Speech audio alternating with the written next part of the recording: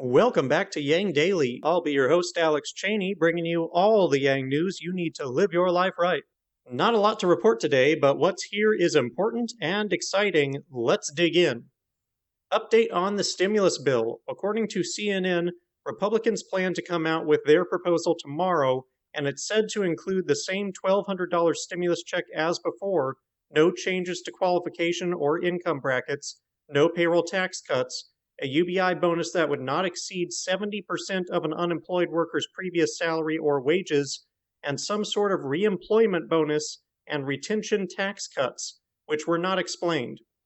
This is, however, in no way uniformly supported by the Republican Senate.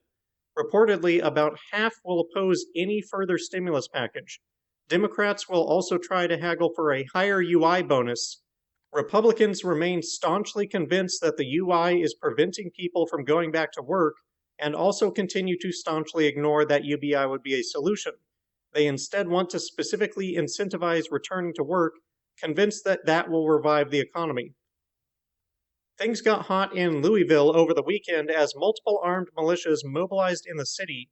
The NFAC, or Not Effin' Around Coalition, consisted of hundreds of all-black militia protesting the wrongful death of Breonna Taylor. Meanwhile, a, let's say, very not black right-wing militia called the Three Percenters showed up in much smaller numbers to counter-protest, though they claimed they were there for security, as if they were the police. The police were in attendance as well, of course, and quickly set up barriers between the two militias. There don't appear to have been any hostilities beyond some pointed shouting and chanting. An unaffiliated group of BLM protesters also showed up. The NFAC and BLM gave some speeches and did some marching and took an oath. However, 3 of the NFAC members did end up with gunshot wounds resulting from an accidental discharge by one of their own members. This is where it gets scary, when you have hundreds of people with guns facing off and one discharge could potentially start a bloodbath. Seattle also saw action this weekend with protests organizing against the Oregon occupation. A crowd of thousands formed and one participant ignited a fire at the construction site of a new youth penitentiary. A Starbucks was also vandalized with windows broken. The Seattle PD, for whatever credibility they have left after all the times they've been caught misrepresenting the facts, declared a riot during later protests and said they made 45 arrests in the East Precinct, and that 21 officers sustained injuries after being struck by bricks, rocks, and mortars or other explosives, i.e. fireworks. Protesters have said many of the injuries were the result of police's own blast ball grenade munitions ricocheting back at them. The UBI Lab Network is having a launch event for UBI Lab Women on Wednesday, July 29th, from 10 to 11:30 a.m. Pacific. It will be a free online discussion open to the public on UBI, COVID, and women around questions such as, what future do we want to see coming out of the pandemic? How have the caring responsibilities of women and mothers been affected during the COVID pandemic? How would a UBI help women?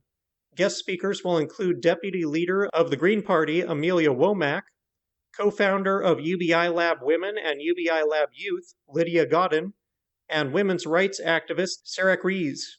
UBI Lab has been doing amazing work getting UBI trials going in the UK, definitely worth checking out.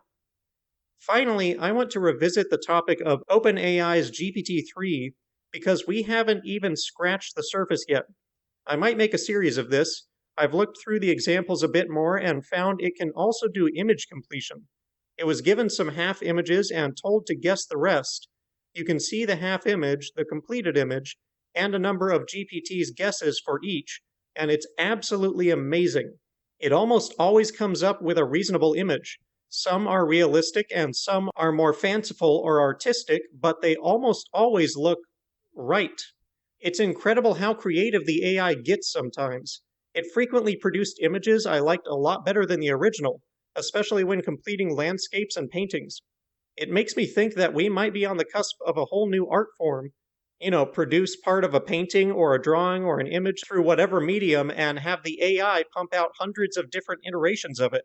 Suddenly you have hundreds of times the art in a fraction of the time to produce it, and it can produce things you never would have thought of. But there's more.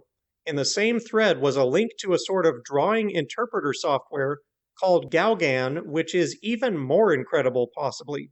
It takes simple drawings and descriptions as input, matches it to fitting images from its database, and outputs beautiful images. For example, you draw a brown line and label it a tree, and the software replaces it with a realistic tree. You draw a straightish line and a jagged line, select the fill tool and select mountain range, click in between, and it fills it with a realistic looking mountain range. It's beyond crazy. Seriously, watch the video. The possibilities are mind-blowing. Pretty soon, those children's doodles on your fridge could legitimately be masterpieces. Also, sorry artists. And that'll do it for today's Yang Daily. Sign up for the UBI Lab Women's Launch event. Check out the GPT-3 images and the Galgan video. Help recruit other organizations to the cause and get everyone to sign the UBI petitions. Flood Congress and Trump with calls, tweets, and letters using the ResistBot or Income Movement easy contacts below. If you need financial help, consult Humanity Forward, the Income Movement Aid Database, United Way, or the H3 podcast thread. And don't forget to Yang Daily.